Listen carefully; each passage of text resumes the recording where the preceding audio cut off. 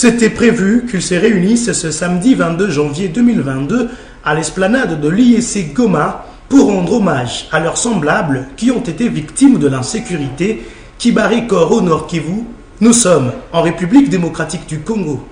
Eux, c'est les jeunes de la capitale du Nord Kivu.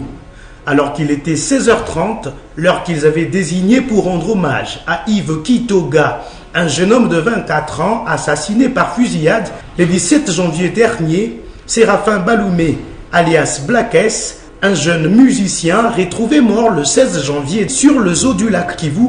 La police a débarqué. La suite était catastrophique. Coup de gaz lacrymogène, le jet de pierre et consorts. C'est les moyens qu'a fait recours la police nationale congolaise pour disperser ces jeunes gens. Le seul péché qu'ils ont commis, c'est de se réunir pour rendre hommage à certains de leurs. Loin de se déclarer vaincus, ils se sont finalement réunis à la maison de jeunes pour afin organiser ces deuils collectifs pour les victimes de l'insécurité à Goma.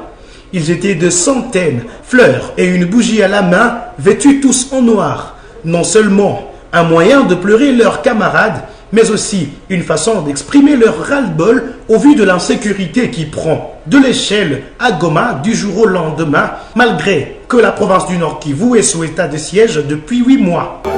Les bougies que nous allumons, ça représente l'espoir que nous avons besoin du pays. Nous avons besoin de vivre en sécurité. Vivre à Goma n'est pas un crime. C'est pourquoi nous allumons des bougies pour symboliser l'espoir de tous ces jeunes, de toutes ces victimes qui ont déjà perdu leur vie. C'est ça, apparemment nous vivons dans un pays où on n'a plus le droit de pleurer nos morts. Normalement, cette manifestation devrait se passer au niveau de l'IEC. Mais on a été brutalisé par les agents de l'ordre.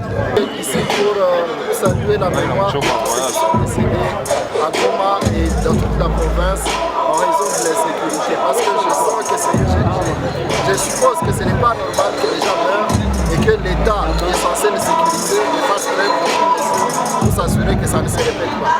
Je suis ici pour saluer leur mémoire et aussi pour rappeler l'État qu'il a la responsabilité de protéger les citoyens. Une question se dégage ici. Est-ce que cette mesure exceptionnelle du chef de l'État congolais reste une option pour la restauration de l'autorité de l'État dans ces coins du pays? Si pour les uns, il faudra encore un peu de patience parce qu'une guerre qui a duré plus d'une décennie ne se termine pas en 8 mois, les jeunes des Goma en ont plutôt marre car pour eux, l'état de siège a largement démontré ses limites.